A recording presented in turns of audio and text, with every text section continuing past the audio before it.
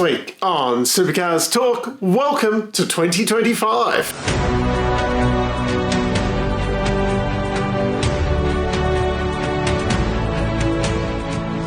The big news this week is what number will Brodie be running in 2025? Previously, Dick Johnson Racing has always, well, back in the old days, they always ran 17 and 18, but then obviously the thing with Charlie happened and they had to give up the 18.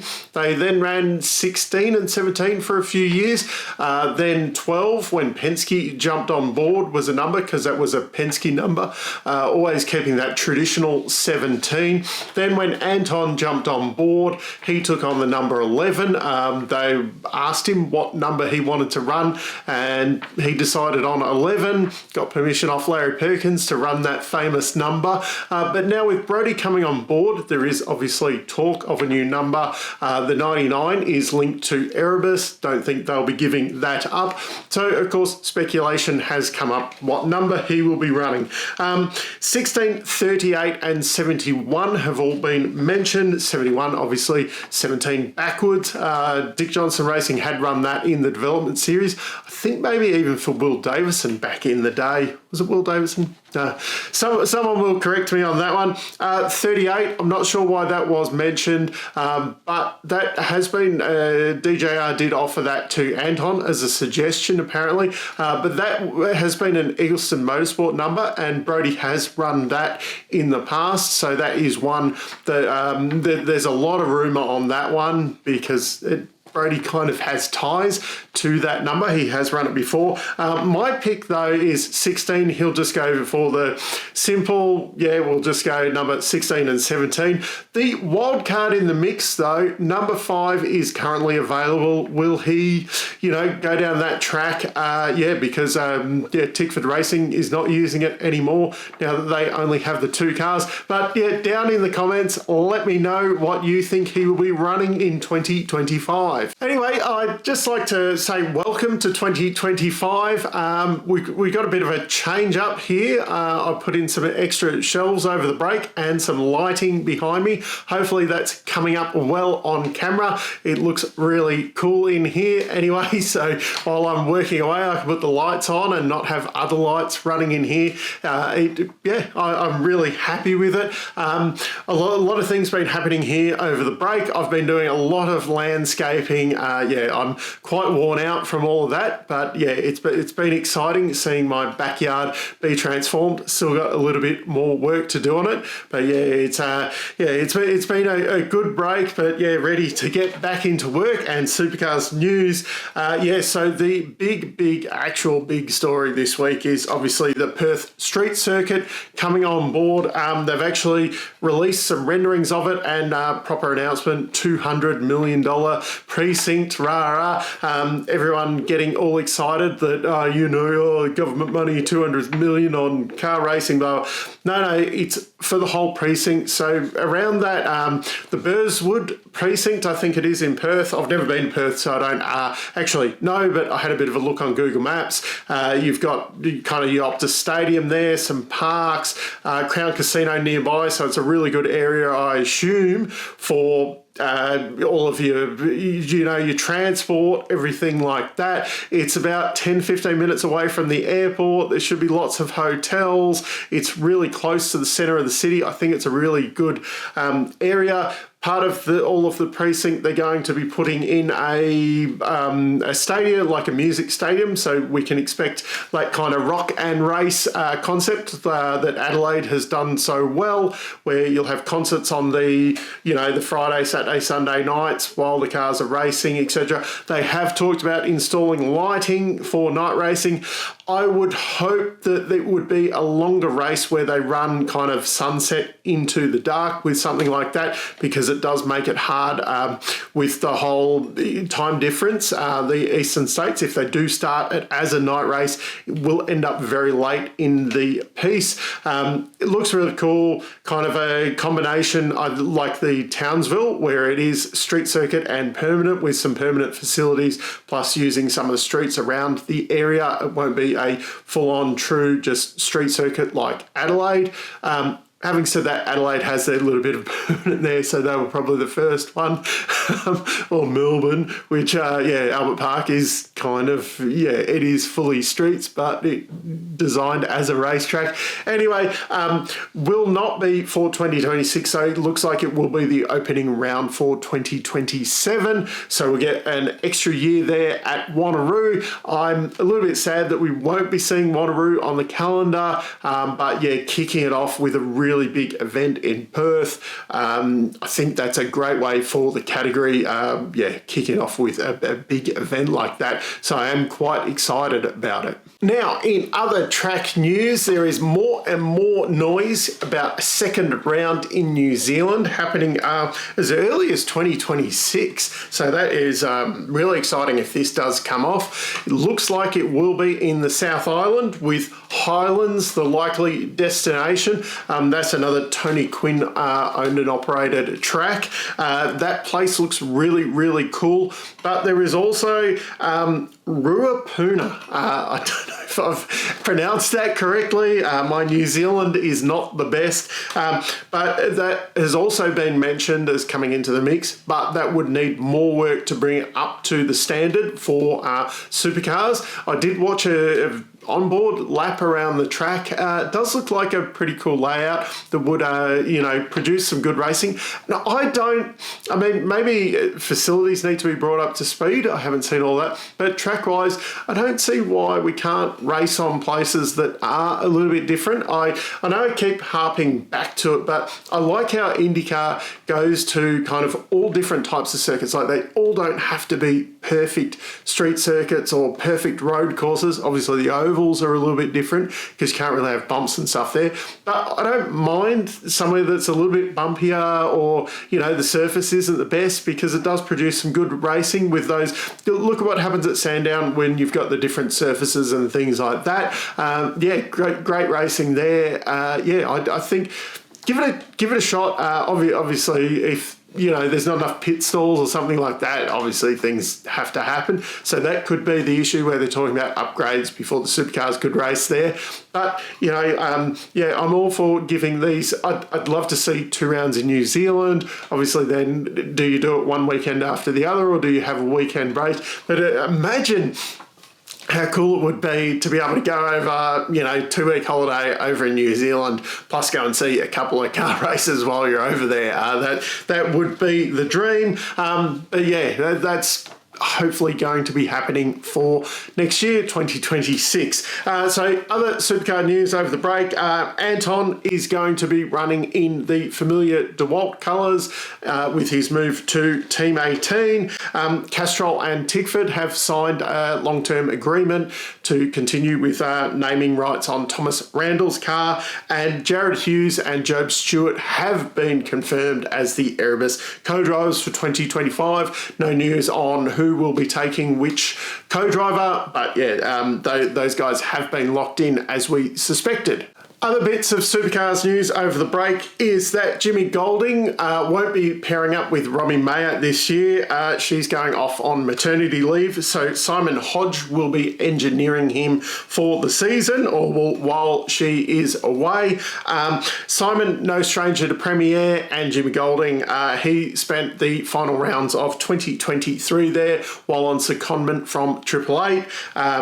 So he'd been engineering Golding at the end of that season when Golding stepped in first, replacing Gary Jacobson there. So they've worked well together. So it should all be smooth sailing and continue on his form from last year. And Heimgartner will be getting a brand new car this year. Surprisingly, this is only the 5th Gen 3 car from BJR. I say surprisingly because they run 4 cars. So, it's a bit surprising. They got through the 2 seasons with only those 4 original cars.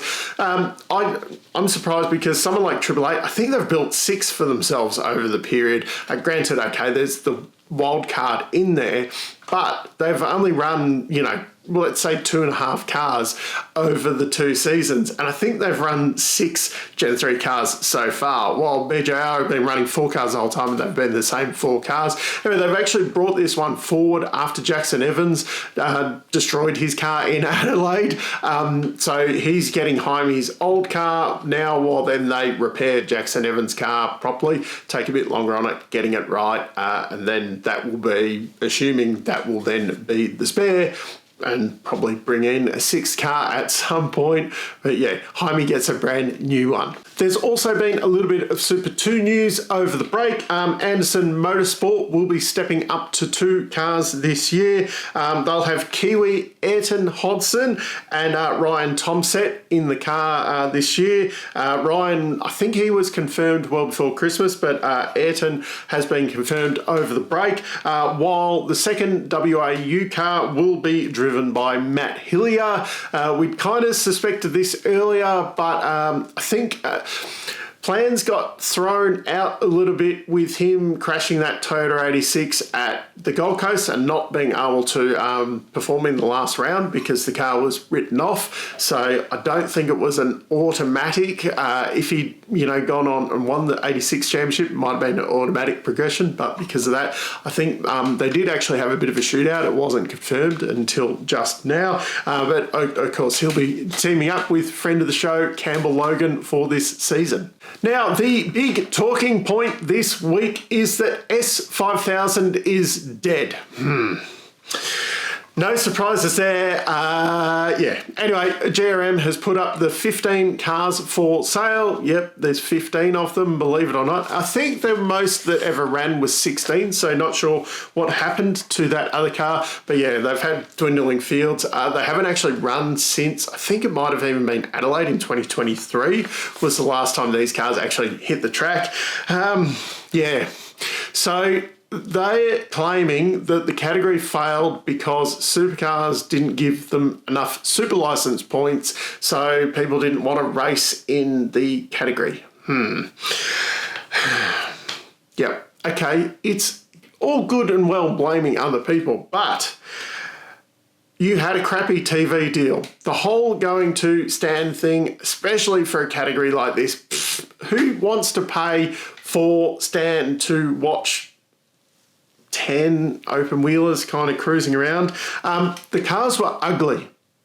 I mean, yeah, the beauty's in the eye of the beholder, but yeah, to me, these cars were ugly.